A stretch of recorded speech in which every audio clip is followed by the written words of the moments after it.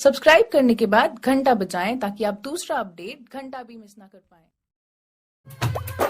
DJ Kanchan Raj, DJ Kanchan Raj, Neem Chowk Chausima Vaishali.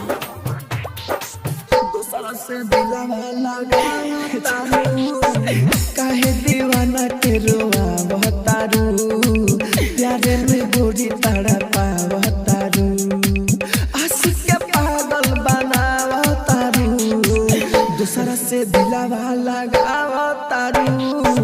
काहे दीवाना के रोआ बहतारू, प्यारे में गोरी ताड़ा पावतारू, आशिक के पागल बनावतारू, दूसरा से दिलावा लगावतारू।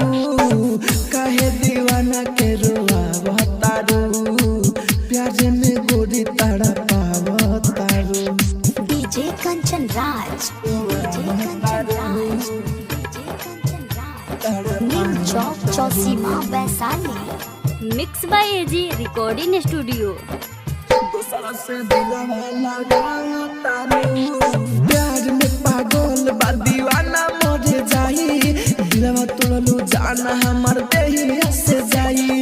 प्यार में पागल बा दीवाना मरे जाई, दिलवा तोड़लू जाना हमार देहिया से जाई।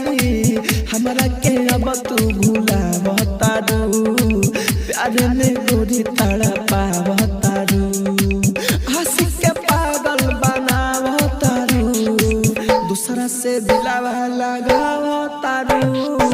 काहे दीवाना के रोआवतारू, प्यार में गोरी ताड़ा पावतारू, आशिक के पागल बनावतारू, दूसरा से दिलावा लगावतारू। काहे दीवाना के रोआवतारू, प्यार में गोरी ताड़ा पावतारू। DJ Kanchan Raj, DJ Kanchan Raj, DJ Kanchan Raj, Neem Chowk Chausima Vaishali. आप सुन रहे हैं एजी एंटरटेनमेंट की धमाकेदार प्रस्तुति। तुरलू हमर दिलवा तोहरो दिलवा के हूँ तोड़ी, खुश न रहबू माही रे मुकेश जाबा छोड़ी। तुरलू हमर दिलवा तोहरो दिलवा के हूँ तोड़ी, खुश न रहबू माही रे मुकेश जाबा छोड़ी। रहुला के गोदी में सुलावतारू, प्यारे में गोरी ताड़ा पावतारू, आशिक के पागल बनावतारू, दूसरा से दिलावा लगावतारू।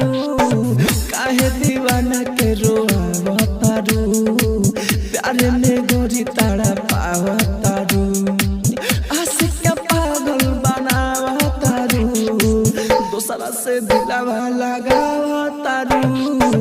काहे दीवाना के रोआवतारू, प्यारे में